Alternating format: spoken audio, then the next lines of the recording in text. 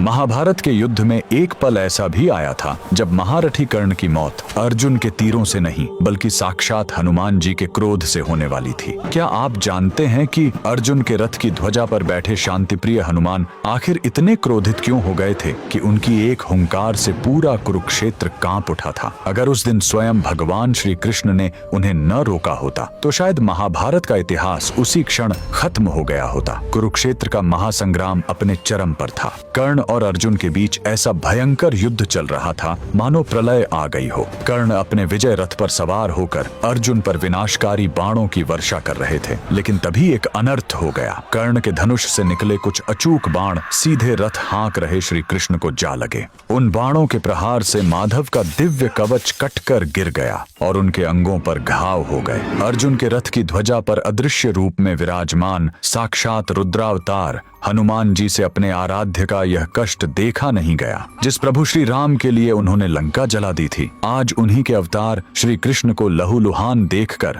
हनुमान जी का महाक्रोध ज्वालामुखी की तरह फट पड़ा। वे भयंकर गर्जना करते हुए अपना विराट रूप धारण करके कर्ण को मारने के लिए ध्वजा से उठ खड़े हुए। उनकी उस एक गगन भेदी गर्जना से कौरव तो क्या, स्वयं पांडव भी थर थर कांपने लगे। ऐसा लगा मानो आज पूरा ब्रह्मांड ही फट जाएगा। हनुमान जी का वो प्रलयंकारी रूप देखकर महारथी कर्ण के प्राण सूख गए। उनके हाथ से धनुष छूट गया और उनका सारथी भय से जम गया। हनुमान जी के दांत कटकटा रहे थे और उनकी आंखों से ज्वाला बरस रही थी। स्थिति को हाथ से निकलता देख भगवान श्री कृष्ण ने तुरंत हनुमान जी को रोका। माधव ने शांत स्वर में कहा, हे मारुति, शांत हो जाओ।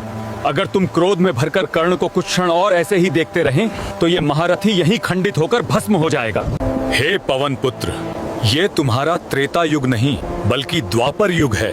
यहाँ कोई भी तुम्हारे क्रोध तो क्या, तुम्हारे तेज का एक अंश भी सहन नहीं कर सकता। अपने आराध्य श्री कृष्ण के ये वचन सुनकर हनुमान जी का क्रोध शांत हुआ और उस दिन कर्ण को एक नया जीवन दान मिला। यह घटना इस बात का सबसे बड़ा प्रमाण है कि हनुमान जी की शक्ति के आगे ब्रह्मांड का कोई भी योद्धा टिक नहीं सकता। अगर आप भी बजरंगबली के इस सर्वशक्तिशाली स्वरूप को नमन करते हैं तो कमेंट्स में पूरे गर्व के साथ जय श्री राम जरूर लिखें।